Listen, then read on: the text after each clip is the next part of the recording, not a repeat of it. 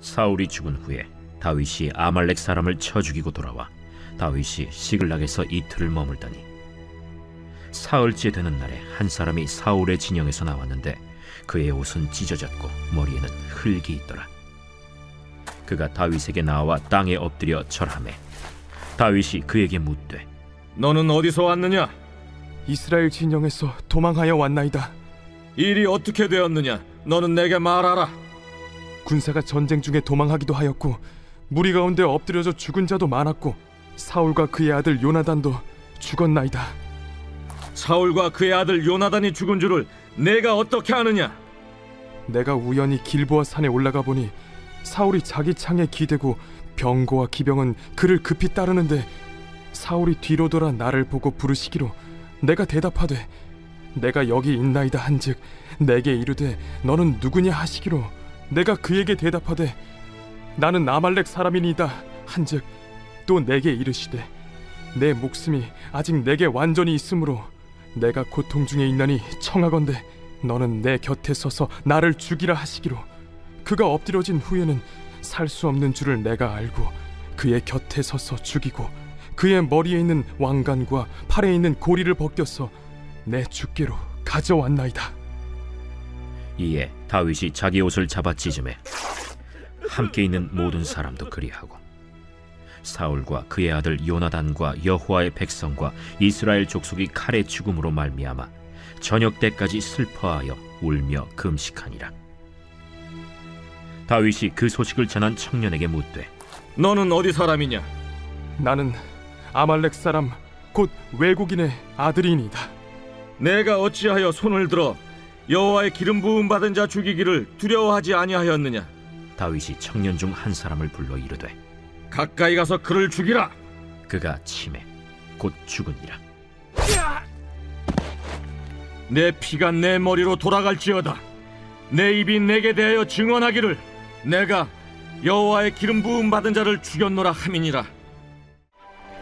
우리가 드로아에서 배로 떠나 사모드라게로 직행하여 이튿날 네아폴리로 가고 거기서 빌립보에 이르니 이는 마게도냐 지방의 첫 성이요 또 로마의 식민지라. 이 성에서 수일을 유하다가 안식일에 우리가 기도할 곳이 있을까 하여 문밖 강가에 나가 거기 앉아서 모인 여자들에게 말하는데 두아디라시에 있는 자색 옷감 장사로서 하나님을 섬기는 누디아라 하는 한 여자가 말을 듣고 있을 때 주께서 그 마음을 열어 바울의 말을 따르게 하신지라. 그와 그 집이 다 세례를 받고 우리에게 청하여 이르되 만일 나를 주 믿는 자로 알거든 내 집에 들어와 유하라 하고 강권하여 머물게 하니라. 주님께서 사랑하신 우리 대학교의 우리 공동체와 더불어서 하나님 말씀 나눌 수 있어서 감사한 마음입니다. 또한 부족하고 연약한 저입니다. 잘 알고 있습니다. 그래서 참 부족하고 연약하고 보완할 게 많은 저인데 이렇게 대학교의 이 귀한 설교의 자리를 통해서 설교할 수 있는 기회를 주신 우리 교우님들 또 담임 목사님께 감사를 드립니다. 오늘 우리가 함께 받아 읽은 성서 본문은 우리가 너무나 잘 알고 있고 또 어떤 분들은 저렇게 살고 싶어요 라고 고백하는 성서의 위대한 두 인물이 등장합니다. 누구죠? 바로 다윗과 사도 바울입니다.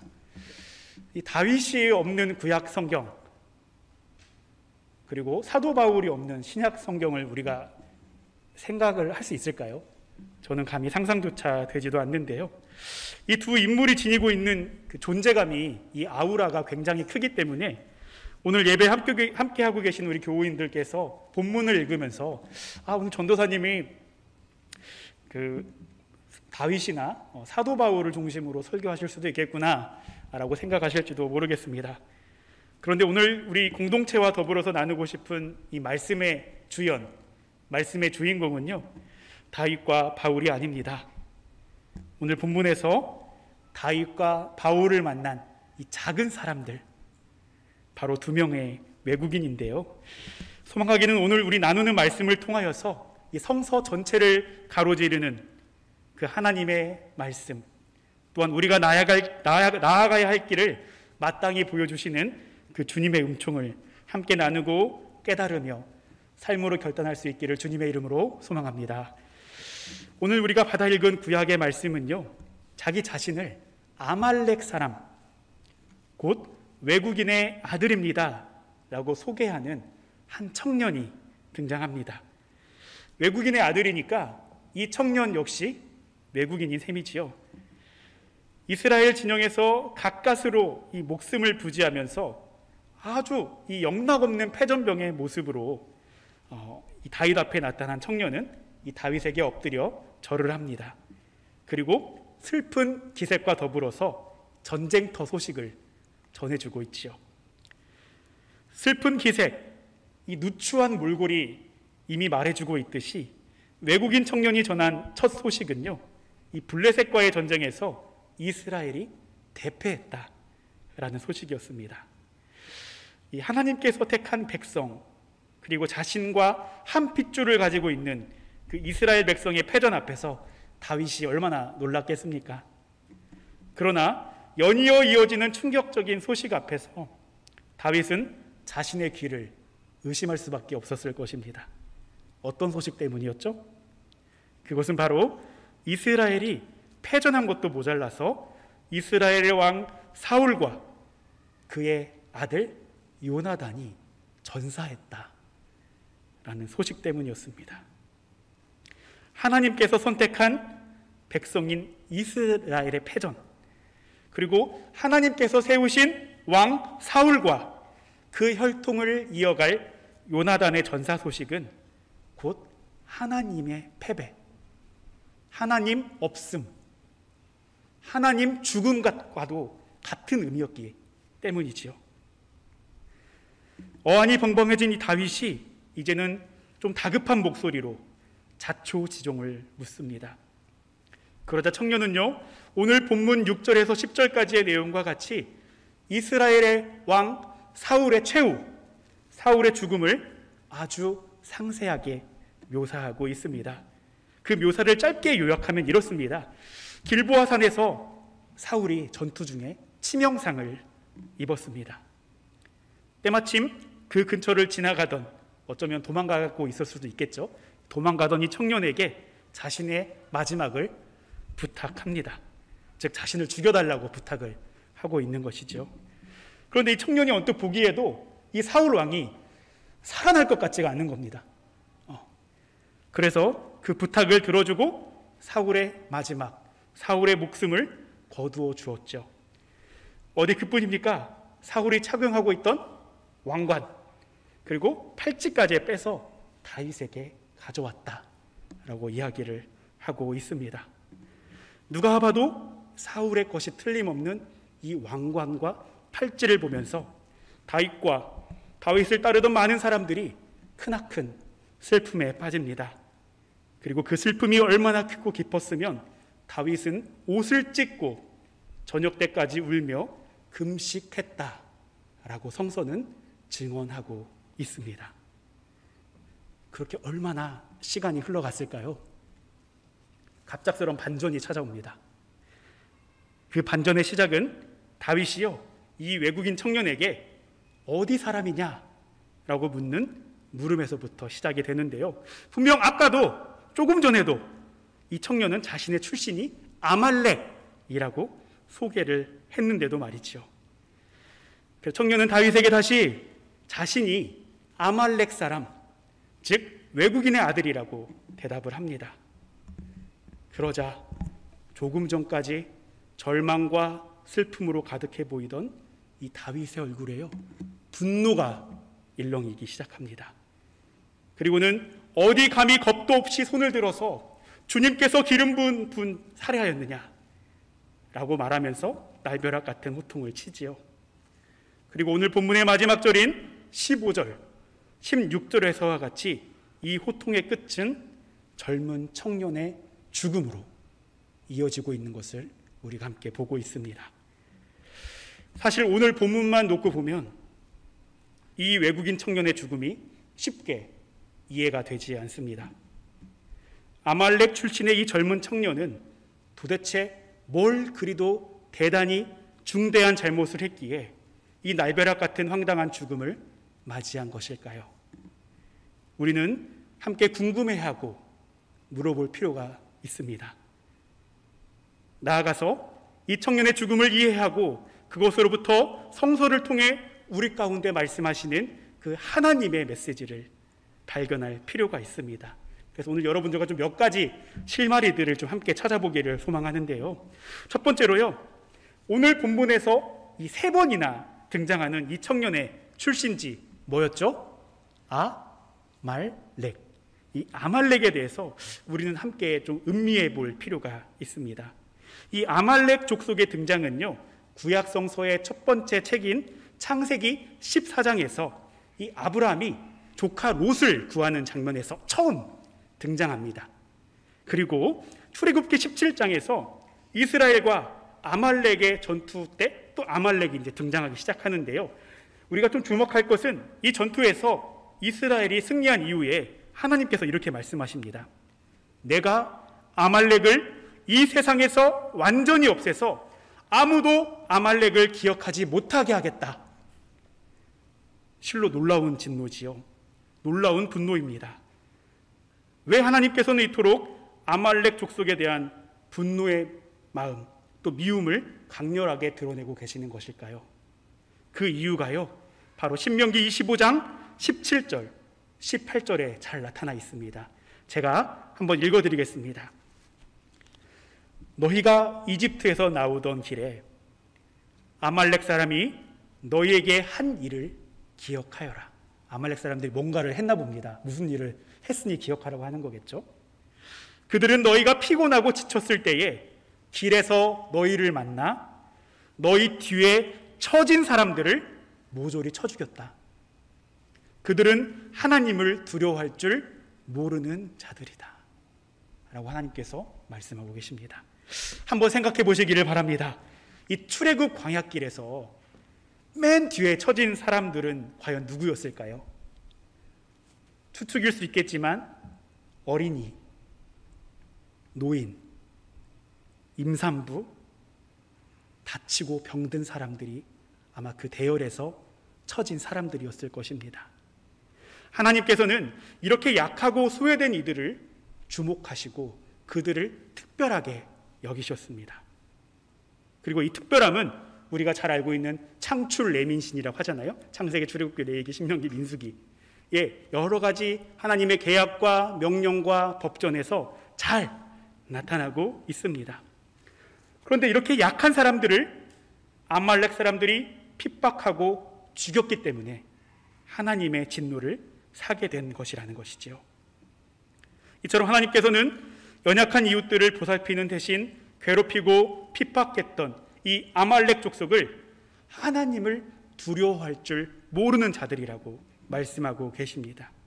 그렇기 때문에 이스라엘 백성들에게 아말렉은 단순히 한 족속, 한 민족, 한 지방의 이름뿐만 아니라 하나님을 대적하는, 하나님을 공경하지 않는 악의 상징, 악의 표현이기도 한 것입니다. 이 상징을 다윗도 잘 알고 있었을 것입니다. 그렇기 때문에 오늘 아말렉 출신의 이 외국인 청년이 치명상을 입고 죽어가는 이 사울을 죽인 행위, 설령 사울이 간곡한 부탁을 했다 하더라도 사울을 끝까지 돕고 설득하고 생명을 택할 수 있도록 돕는 대신에 그 곁에 서서 이 죽인 행위는 하나님을 공경하지 않는, 하나님을 두려워하지 않는 아말렉 그 자체라고 하는 것입니다. 특히 오늘 본문 14절과 16절을 보시면요, 다윗이 이 청년에게 어찌하여 두려워하지 아니하였느냐, 내 입이 내게 대하여 증언하기를 내가 여호와의 기름 부은 자를 죽였노라 하였더라 라고 이렇게 말하고 있지요. 이처럼 이 청년의 죽음의 원인은 하나님께서 세우신 연약한 이웃을 돕지 않는 것, 하나님을 경외하지 않는 것에서 비롯되는 것임을 다윗도 분명히 이야기하고 있습니다. 그런데 보다도 근본적인 문제가 한 가지 더 있습니다. 우리는 이 문제를 다윗이 고백하고 있는 하나님에 대한 공경, 하나님에 대한 경외의 의미에서 좀 함께 찾아볼 필요가 있는데요. 다윗은 시편 34편 11절에서요, 하나님을 공경하는 게 이런 것이다 라고 네 가지를 이야기하고 있습니다. 우리 함께 따라해 보실까요? 첫 번째로 따라합시다. 악한 말을 하지 않는다. 두 번째로 거짓말을 하지 않는다. 세 번째로 악한 일을 피하고 선한 일만 한다. 마지막 네 번째로 평화를 찾기까지 있는 힘을 다한다. 이게 다윗이 고백하고 정의하고 있는 하나님 공경, 하나님 경외의 내용입니다. 이 맥락에서 봤을 때 오늘 아말렉 청년이 결정적으로 놓치고 있는 부분이 있습니다. 무엇일까요? 바로 거짓말입니다. 오늘 본문 8절과 9절에서 사울이 이렇게 얘기하잖아요. 젊은 사람에게 자기를 좀 죽여달라. 그리고 출신도 물어봅니다. 너 출신이 어디냐? 이 청년이 사울에게도 똑같이 제가 아말렉 사람입니다 라고 이야기를 합니다. 근데 이것은 명백한 거짓말입니다. 이것을 어떻게 알 수 있을까요? 사무엘상 15장을 보면요, 사무엘이 이스라엘의 왕이 된 사울에게 명령을 한 가지 합니다. 그 명령의 내용이 뭐냐면은 또다시 등장합니다. 아말렉이 등장합니다. 사무엘이 사울에게 아말렉을 전멸하라고 명령을 내립니다. 그런데 사울이 이 명령을 들었을까요? 잘 알고 있듯이 우리가 명령을 듣지 않고 아말렉을 전멸하지 않습니다. 이 불순종과 거역의 대가로 사울은 하나님으로부터 후회의 대상, 탄식의 대상으로 전락하고 맙니다. 뿐만 아니라 하나님으로부터 버려지는 그런 쓰디쓴 경험까지 한 게 바로 사울이었죠. 그런데 이 사울이 아무리 전투가 치열하고 급급하다 할지라도 하나님의 진노, 하나님의 경멸, 하나님을 대적하는 이 아말렉 족속을 과연 용병으로 썼을 수 있을까요? 그러기가 어려웠을 것입니다. 근데 보다 심각한 문제가 있습니다. 오늘 이 청년이 아주 상세하게 묘사하고 있는 이 사울의 죽음이요, 바로 오늘 본문의 바로 앞장, 사무엘하 1장이니까 바로 앞장은 어딜까요? 사무엘상 31장입니다. 사무엘상 31장을 보시면요, 사울의 죽음이 다릅니다. 이 청년이 고백하는 내용과. 우리가 성서를 볼 때 이 전체의 맥락에서 살펴봐야 하는 이유가 바로 여기에 있는데요, 사무엘상 31장을 보시면요, 사울이 화살을 맞아서 중상을 입었다라고 이야기하고 있습니다. 그런데요, 최후의 순간까지도 이 할례 받지 못한 이방인에게 죽음을 당하고 싶지 않아서 자신의 무기당번 병사에게 나를 좀 죽여다오 라고 이야기를 합니다. 그런데 이 무기당번 병사가 하나님을 두려워하는 사람이었나 봐요. 내가 어떻게 왕을 죽입니까? 못 죽이고 그냥 자기가 스스로 목숨을 끊습니다. 그러자 어떻게 합니까? 사울이요? 사울의 마지막은 자결이었습니다. 이렇게 오늘 청년이 다윗 앞에서 이야기하고 있는 이 사울의 최후와 성서가 분명하게 증언하고 있는, 특별히 사무엘상 31장이 증언하고 있는 증언은 판이하게 엇갈리고 있습니다. 사울은 이 아말렉 청년의 손에 죽지 않았던 것이죠. 그렇다면 도대체 이 청년은 무엇을 목적으로, 또 무엇을 이유로 이 다윗 앞에 나와서 사울을 내 손으로 죽였다라고 거짓말하고 있는 것일까요? 이거에 대한 근거가 바로 사무엘하 4장 10절에 나와 있습니다. 내용을 보시면 이 젊은 청년은 다윗에게, 특별히 사울에게 쫓기고 있는 이 다윗에게 사울의 죽음을 알려서 다윗의 환심을 사려고 했다라고 나오고 있는 것을 우리가 볼 수가 있습니다. 그것은 즉 사울에게 목숨을 내놓고 쫓기고 있는 이 처절한 상황에서 다윗에게 꽤나 흥미진진하고 쏠쏠하고 이제 당신 세상이 열렸습니다, 내가 그 소식을 가지고 왔습니다 라는 꽤나 쏠쏠한 소식을 주어서 환심을 사고, 그렇게 새롭게 펼쳐질 다윗의 왕국에서 벼슬 한 자리 혹은 로또와 같은 상금을 기대했다라고 볼 수 있는 것이지요. 이제 오늘 구약성서 본문에 등장하는 이 젊은 청년의 죽음의 원인은 보다 분명하고 타당해졌습니다. 그것은 연약하고 어려운 상황에 처한 이웃을 돕지 않고 죽인 행위, 그보다 더 다윗의 환심이라는 이익에 눈이 멀어서 하나님께서 세우신 이웃에 대해 거짓말하는, 거짓 증거하는 행위 때문입니다. 이 두 가지 모두 하나님을 공경할 줄 모르는 아말렉의 전형을 잘 보여주고 있습니다. 이 외국인 청년은 너무나 쉽게 하나님 대신 아말렉을 선택했습니다. 하나님을 공경하지 않고 버린 이 모든 거짓과 검은 의도들이 자신의 죽음을 초래할 것을, 이 끔찍한 사실을 망각한 채 말이지요. 한편 오늘 우리가 받아 읽은 신약성서 본문은요, 바울과 그 일행이 루디아를 만나서 복음의 메시지를 전하고 있는 내용을 담고 있습니다.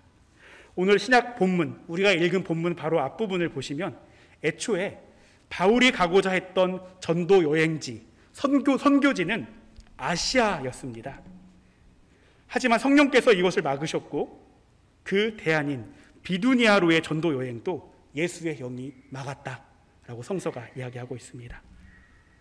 이후에 바울은 환상을 통해서 하나님의 시선, 하나님이 바라보시는 복음이 필요한 그 땅이 마케도니아, 즉 유럽이라는 사실을 알아차리게 됩니다. 그리고 그렇게 찾아간 이방 나라 마케도니아의 첫 도시가 바로 오늘 등장하는 빌립보입니다. 바울과 그 동료들은 어느 곳에나 그랬던 것처럼 이 빌립보에서도 며칠 동안 복음을 전합니다.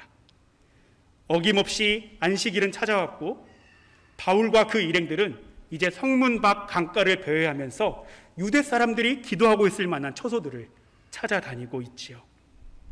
그리고 그렇게 모여있는 여자들에게 복음을 전하는 사건을 마주합니다. 그리고 그 여자들 가운데 바로 한 사람이 오늘 등장하는 루디아입니다. 성경은 루디아를 4가지로 소개하고 있습니다. 오늘 4가지가 좀 많이 나오네요. 네, 4가지로 소개하고 있는데요. 첫 번째, 루디아의 성별이 여성이었다라고 하는 점. 두 번째로 직업은요, 자색 옷감 장수였다라는 것이죠. 그리고 루디아의 출신지, 즉 고향이 두아디라라는 곳이고요. 무엇보다 그녀가 하나님을 섬기는 사람이었다라고 소개하고 있습니다. 여기서 섬긴다라는 뜻의 헬라어 세부마이는요, 경외하다, 공경하다라는 의미도 함께 가지고 있습니다. 그래서 우리가 받아 읽은 이 개역개정 성서를 제외한 나머지 성서에서는요, 이 루디아를 두고 하나님을 공경하는 사람이었다라고 증언하고 있습니다. 우리는 성서에서 이렇게 특정한 인물, 또 이름까지 나오면서 이렇게 등장하는 특정한 인물에 대해서 우리는 좀 촉각을 곤두세울 필요가 있습니다. 나아가 그 인물을 통해서 우리 삶 한복판에 말씀하시는 하나님의 메시지를 좀 발견할 수 있어야 하는데요. 저는 이런 차원에서 저는 여러분들과 더불어서 이 루디아에 대한 소개, 이 4가지 소개들을 통해서 과연 이게 하나님을 공경하는 것과 어떻게 연결되고 있는가를 함께 살펴보기를 소망합니다. 먼저 아까 루디아의 고향이 어디라고 했죠? 두아디라. 네, 두아디라라는 곳이 고향인데요. 이 두아디라는요, 예로부터 교통과 상업의 요지였다고 합니다.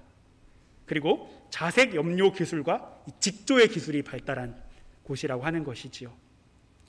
이렇게 사람의 왕래가 끊이질 않고 돈이 많이 오가는 곳이 바로 두아디라였다라고 하는 것입니다.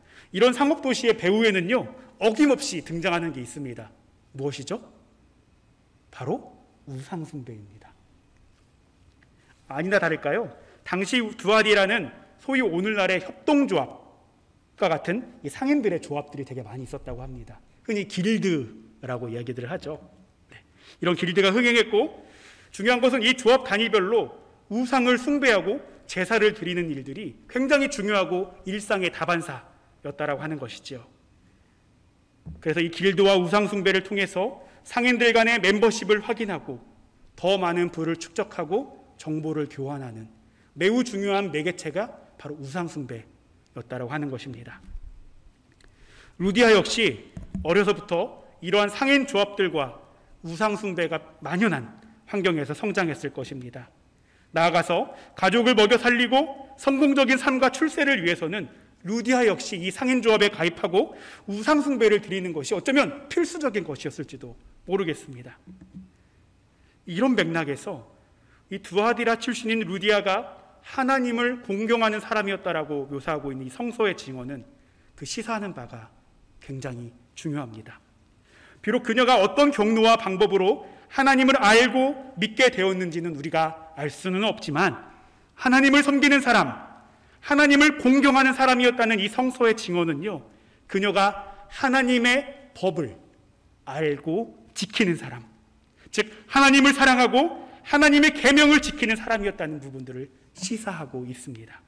그리고 이것은 곧 루디아가 이 물질 숭배와 우상 숭배로부터 떠난 하나님 중심의 신앙과 삶을 이미 살고 있었음을 시사하고 있습니다.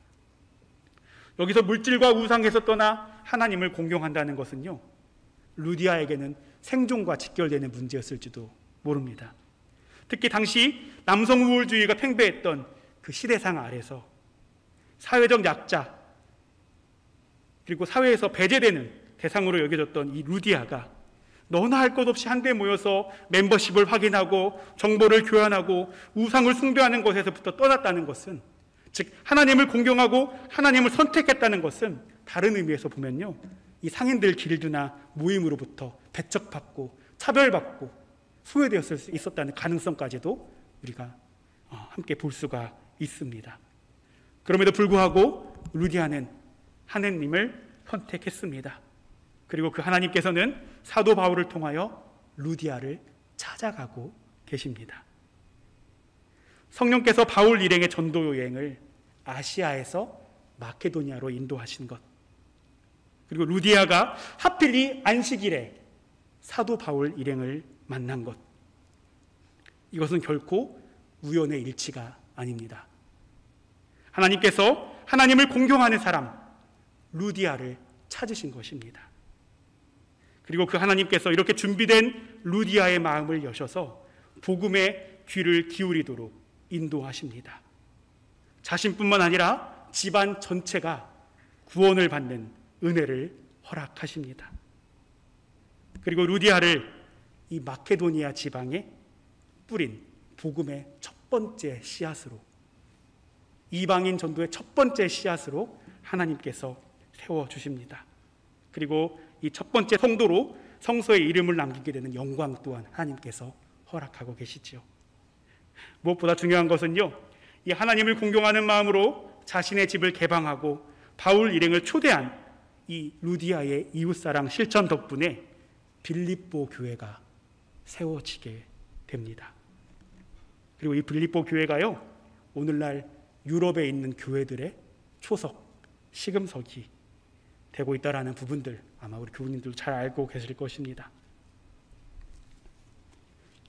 나아가서 이렇게 당장의 눈앞의 이익과 안녕을 택하는 대신 하나님을 택하고 하나님을 공경했던 루디아라는 이 여성을 통해서 이 교회와 복음이 오늘 우리 대학교회까지 흘러오고 있음을 우리는 함께 목격하고 있습니다. 말씀을 좀 매듭짓고자 합니다. 오늘 우리는 성서의 증언을 통해서 두 명의 외국인을 만났습니다. 다윗과 사도 바울이 아니라 두 명의 외국인을 함께 만났는데요, 한 사람은 이름조차 언급되지 않는 이 아말렉 출신의 젊은 청년, 그리고 다른 한 사람은 루디아라는 이름의 여성입니다. 한 사람은 다윗으로부터 황당하고 비참한 죽음을 맞이하게 되었고, 한 사람은 그 이름이 성서에 기록되어서 오늘도 우리가 그 이름을 기억하고 우리의 삶과 신앙을 되새기고 있습니다. 하나님의 구속사 안에서 저와 여러분 모두는 이방인, 외국인입니다. 오늘 만난 이 두 외국인을 통해서 여러분들은 어떤 신앙인으로, 어떤 그리스도인으로 살아가고 기억되기를 소망하십니까? 바라기는 우리 모두가 루디아의 삶과 신앙을 본받을 수 있었으면 좋겠습니다. 그 소망 안에서 우리 대학교회 공동체에 이런 권면을 드리기를 소망합니다. 하나님을 공경하십시오. 하나님을 공경한다는 것은 거창하고 두려워 떨며 심오한 의미를 담고 있는 것이 아닙니다. 하나님을 공경한다는 것은 물질과 명예와 성공과 사사로운 이익을 두고 펼쳐지는 우리 일상의 수많은 선택지 앞에서 하나님을 선택하는 것입니다. 아말렉의 유혹을 뿌리치고 하나님을 우리의 중심에 모시는 것입니다. 나아가 우리와 더불어 살아가는 약하고 소외된 이웃들을 돌보고 사랑하며 이웃사랑을 실천하는 것, 이것이 바로 성서가 말하고 있는 하나님을 공경하는 삶, 하나님을 공경하는 사람이라고 하는 것입니다. 그렇게 할 때 주님께서는 우리의 마음을 여시고 우리를 찾아오실 줄 믿습니다. 우리와 우리 가정에 세상이 줄 수 없는 거룩한 축복을 허락하실 줄 믿습니다. 무엇보다 그런 우리를 통해서 복음이 흘러가고 하나님 나라가 이 땅에 오게 될 줄 믿습니다. 우리 대학교의 공동체 모두가 이렇게 하나님을 공경하고 경외하는 사람 되기를 주님의 이름으로 소망합니다. 함께 기도하시겠습니다. 우리의 경외와 공경을 받으시기 합당하신 주님, 이 시간 당신의 지체들과 더불어 말씀을 나누었습니다.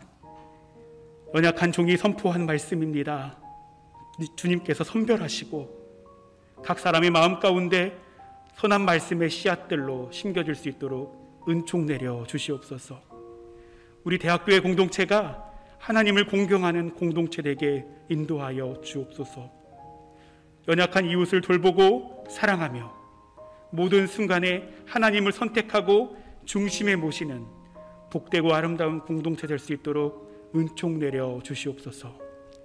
감사드리며 당신을 경외하며 공경하는 이들 가운데 찾아오시는 우리 구주 예수님 이름 받들어 간절히 기도드리옵나이다. 아멘.